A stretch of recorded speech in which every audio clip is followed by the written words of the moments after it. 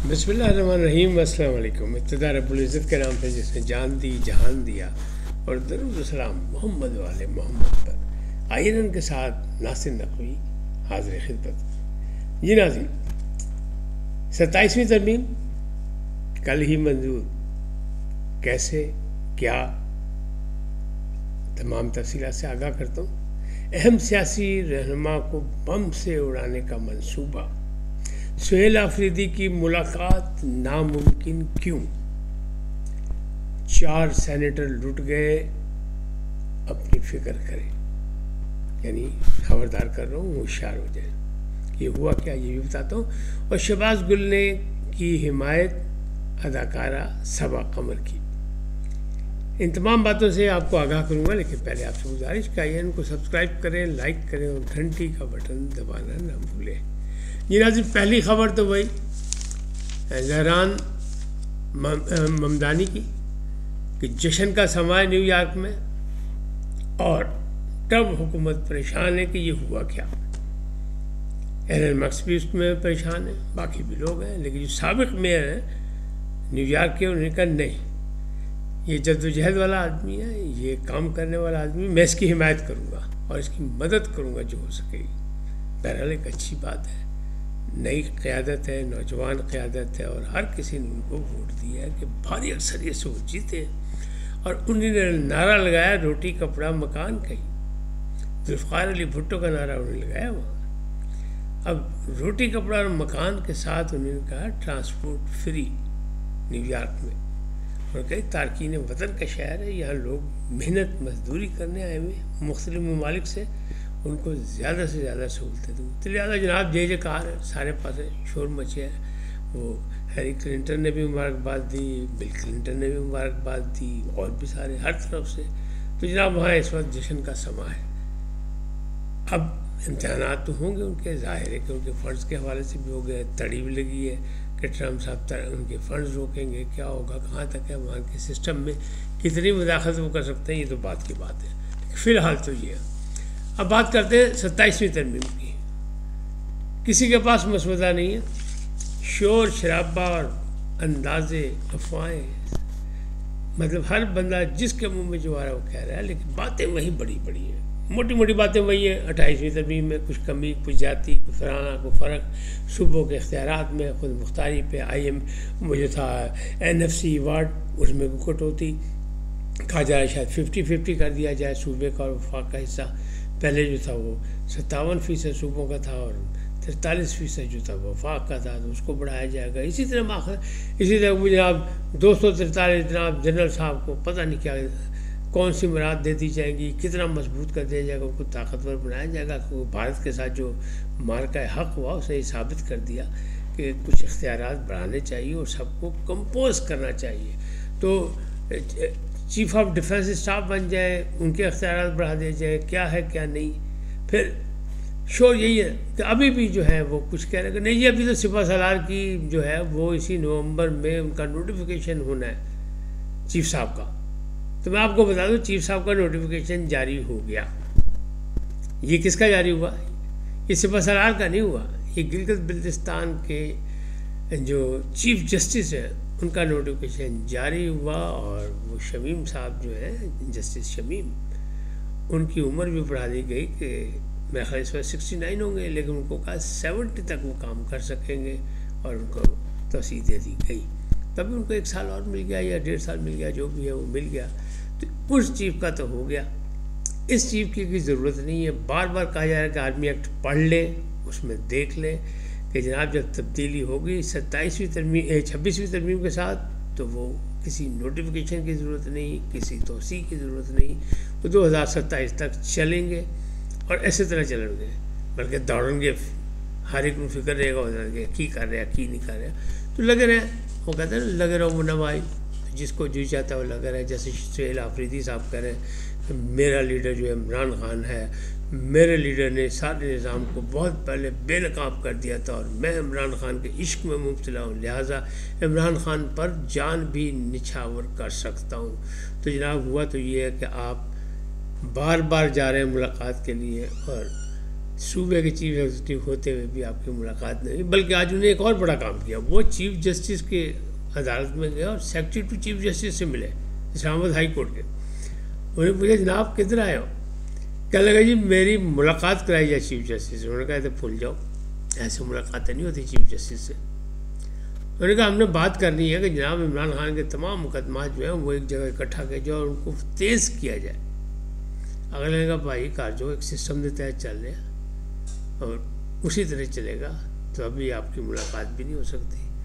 تو واپس آ گئے. اب ایک چیف منسٹر کو یہ نہیں پتا کہ چیف جسٹس سے کیسے ملاقات ہوتی ہے کیا نہیں، تو اس کارنامے پہ جناب صرف تالیاں بجائی جا سکتی ہیں. دوسری جانب ان کی سپورٹر علیمہ خان جو ہے، وہ علیمہ خان جو ہے وہ بار بار وارنٹ گرفتاری ہو رہے ہیں. ان کی اثاثے ضبط ہو گئے، اب ان کی جائیدادیں ضبط ہوں گی، اکاؤنٹ بند کر دیے گئے. دو بینکوں کے جو مینیجر حضرات تھے عدم تعاون پر، ان کو نوٹسز جاری کر دیے گئے، وارنٹ ان کی گرفتاری کے آرڈر دے دیے گئے، اور دو کو جو ہے وہ نوٹس دے دیا گیا کہ تم نے یہ حرکت کیا آگے وضاحت کرو عدالت میں. لیکن ان پہ ٹس سے مسئلہ وہ کہتی میرے وکیل نے کہا کہ یہ عدالت جو ہے اس سے زیادہ دہشت گردی کی، اس کو حق ہی نہیں ہے کہ میرے خلاف وہ کوئی سماعت کرے. تو بھائی پھر آپ وارنٹ گرفتاری جو تھے اس کو تعمیل کرا دیں وارنٹ کی، آپ دستخط ہی نہ کرتی، آپ انکار کر دیتی، اس کا میرا کیا ہے. انہوں نے کہا یہ کر ہی نہیں سکتی، اس کے دائرہ اختیار میں ہی نہیں ہے میرے جو کیس میرے معاملات جو ہے. تو بہرحال ان کے پھر ہیں جناب 7 دفعہ ان کے وارنٹ جاری ہو چکے ہیں. 5 دفعہ جناب سہیل آفریدی صاحب جا چکے ہیں اپنے بانی کو ملنے کے لیے اور نئی ملاقات ہوئی. تو حالات اس حد تک ہے. وجہ کیا ہے؟ وجہ صرف یہی ہے، ایک ہی ڈیمانڈ ہے سہیل آفریدی سے کہ انداز بدلو. حالات بدلے ہوئے ہیں، گو ٹو سی والی عدالتیں نہیں ہیں، یہاں کچھ نہیں ہونا. لہٰذا بھائی اپنے آپ کو بدل لو تو بہت کچھ ہو سکتا ہے. نہیں بدلو گے تو پھر جی ہے، پھر آپ بھی کہتے رہیں ایسی کی تیسی اور وہ بھی کہتے رہیں گے ایسی کی تیسی، تو میچ برابری پہ پڑا رہے گا. اب بات کرتے ہیں کہ یہ 27ویں ترمیم کی. 27ویں ترمیم جو ہے کل وزیر اعظم نے کابینہ کا اجلاس طلب کیا اور کل اس میں اس کو منظور کیا جائے گا. اس کے بعد اگلا پروسیس شروع ہو جائے گا. پھر سینٹ میں بھی پیش ہوگا، سینٹ کا بھی اجلاس ہے، قومی اسمبلی کا بھی اجلاس ہے، وہاں پہ بھی نہیں ہوئے. پیپلز پارٹی جو ہے اس وقت جو ہے جس وقت یہ ریکارڈنگ ہو رہی ہے اس وقت وہ اپنے CEC کا اجلاس ہو رہا ہے، سینٹرل ایگزیکٹو کمیٹی کا اجلاس ہو رہا ہے، اور صدر مملکت آصف زرداری جو ہیں وہ وہاں پہنچ چکے ہیں، ان کی صدارت میں ہو رہا ہے. اس میں کچھ فیصلے، کچھ ابہام، کچھ خدشات، کچھ تحفظات پر بات چیت ہوگی، بڑی زوردار ہوگی، اور یہی بحث جو ہے پھر پارلیمنٹ میں بھی جائے گی. لیکن بھائی مجموعی طور پر رضامندی ہے کہ اتحادی حکومت کے ساتھ ہی چلنا ہے.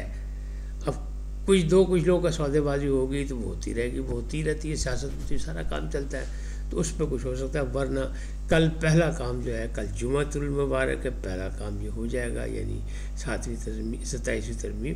بلکہ میں پھر کہہ رہا ہوں کہ یار آئین پاکستان کا مطالعہ کریں. آئین پاکستان کو آسمانی صحیفہ نہیں ہے، اس میں تبدیلیاں ہوتی ہیں. آخر 26ویں ہوئی ہے کہ نہیں؟ 26 ہوئی تو 27ویں بھی ہو سکتی ہے، 28ویں بھی ہو سکتی ہے، 29ویں بھی ہو سکتی ہے. اور وقت کی ضرورت کے مطابق یہ حکومت کرے، یہ پارلیمنٹ کرے، یا کوئی اور پارلیمنٹ کرے، اگلی پارلیمنٹ کرے.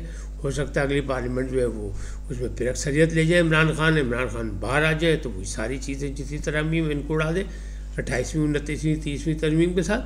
یہ سارا کچھ ہو سکتا ہے، پارلیمنٹری نظام میں یہ سارا کچھ ہوتا ہے. لیکن اس کو ہوا بنایا جا رہا ہے کہ نہیں ہونے دیں گے. تو بھائی حکومت کے نہیں روک سکو تو روک لو، تو رکنا کوئی نہیں ہے کم. اب بات کرتے ہیں کہ ملاقات تو ان کی نہیں ہو سکی، اور ابھی لگ بھی نہیں رہا. یہ ناممکن کیوں ہوئی ہے کہ انہیں بار بار کہا ہے کہ جی میں جو ہوں عشق عمران میں ہوں، اور میں جو ہوں اس کے نظریات کو لے کے آگے چلوں گا، اور بڑھ کے مار رہے ہیں، عاصم لا کی بات کر رہے ہیں، وہی جو ٹویٹ عمران خان بار بار کر رہے ہیں جس میں جبران الیاس کرتے ہیں، اور علیمہ خان کے ہاتھ میں ان کی مٹھی میں بند ہے جبران الیاس صاحب. لہٰذا وہ سارا کچھ کر کے تو اپنا انہوں نے ایک ہوا بنایا ہوا ہے. تو یہ ساری سلسلے اسی طرح چلتی رہیں گی، تو ناممکن ہے ملاقات فی الحال. تو اب بات کرتے ہیں 4 سینیٹر لٹ گئے قائمہ کمیٹی میں. سینٹ کی قائمہ کمیٹی میں انکشاف ہوا کہ سینیٹرز نے کہا ہے سائبر ہیکرز نے ہمارے اکاؤنٹ خالی کر دیے. تو بھائی حالات اس حد تک بگڑ گئے ہیں کہ NCCIA جو تھا NCCIA اس کے تو بندے خود پکڑے گئے. جنہوں نے اس سب کو روکنا تھا. تو اب حالات اتنے بگڑ گئے کہ ہیکرز جو ہیں وہ سینیٹرز کو بھی ان کے بھی اکاؤنٹس خالی کر دیے. تو میں اور آپ کیا ہے تو پاجی اپنی اپنی فکر کرو, معاملہ گڑبڑ ہے. انہوں نے قائمہ کمیٹی میں شور مچایا ہے, واویلا مچایا ہے. اور اب بات کرتے ہیں شہباز گل کی صبا قمر کی حمایت. شہباز گل پاجی راجپوتہ کا پتر رندہ پھرے گا اور رندہ پھرتا آپ پھر گیا, یعنی پاکستان تو پھر گیا, باہر چلا گیا. اب وہ کہنا کہ جناب حنیف نعیم صاحب ایک جرنلسٹ ہیں اور وہ جناب بس طاقتوروں سے ملے ہوئے ان کے اشارے پہ چلتے ہیں, تو انہیں کا صبا قمر کو معاف کر دے, جانے دے غصہ, وہ اداکارہ ہے اس کو نہ کچھ کہیں. اب یہ نہیں دیکھیں, یہ ایسا نادان دوست شہباز گل کہ اسے یہ نہیں پتا کہ جناب آپ کے لیے تو سارا کچھ بند ہے اور آپ خود پاکستان سے غائب ہیں. آپ پاکستان میں کسی کی حمایت کریں گے تو موجودہ نظام تو آپ کے حق میں ہے ہی نہیں, تو کیوں کسی کے لیے مشکلات پیدا کریں. بظاہر تو انہوں نے سفارش کی ہے صبا قمر کی کہ جناب اس کے لیے مشکلات پیدا نہ کریں, اسے کام کرنے دیں, اس کے اسکینڈل نہ بنائیں, اس کی اداکاری پہ تنقید کر لیں, مجھے گالیاں دے لیں لیکن اسے چھوڑ دیں, یہاں تک انہوں نے کہہ دیا. لیکن یہ نادان دوست ایسے ہیں کہ یہ نہیں پتہ کہ ان کی حمایت سے صبا قمر کے لیے مزید مشکلات بڑھ جائیں گی. بہرحال نادان دوست تو نادان ہوتا ہے, اور اس نے عمران خان کے لیے بھی جو ہے وہ باقاعدہ مسائل پیدا کر رکھے ہیں, اور اپنا وہ جو ہے نا وہ ڈالرز کی بیپاری جو ہے وہ ڈالرز کی بیپار میں لگے ہوئے ہیں. تو اسی میں سے یہ شہباز گل بھی نمبر 1 ہی آتے ہیں. اب بات کرتے ہیں کہ ایک اہم سیاسی شخصیت کو بم سے اڑانے کا منصوبہ جناب پھڑیا گیا جی کے پی میں, اور یہ وہی شخصیت ہے جو 26ویں ترمیم میں بڑی سرگرم تھی.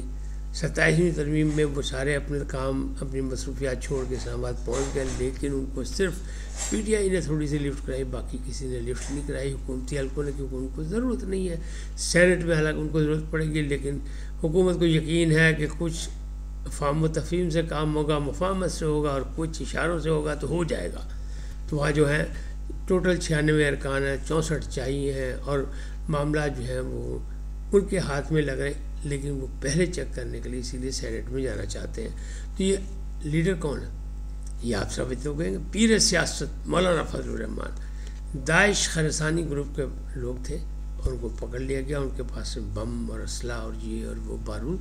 انہوں نے مولانا کو یعنی بم سے اڑانے کا فیصلہ کیا تھا, یہ منصوبہ بندی کر رہے تھے, لیکن وہ پکڑا گیا. الحمدللہ مولانا بچ گئے. مولانا ایک سیاسی میدان کے باقاعدہ ایک اثاثہ ہے پاکستان کا. تو ظاہر ہے پہلے بھی ان پہ حملے ہوئے, ان کی جماعت پہلے بھی ہوئے. ابھی چند دن پہلے ان کا ایک بندہ جو ہے وہ جو ہے ایک لیڈر جو ہے مولوی عبدالسلام, وہ مارے گئے, اسی طرح دہشت گردی میں شہید کر دیے گئے. تو ان پہ بھی تھا لیکن بچ گئے. تو شکر الحمدللہ کہ ہم کسی بڑی مصیبت سے بچ گئے.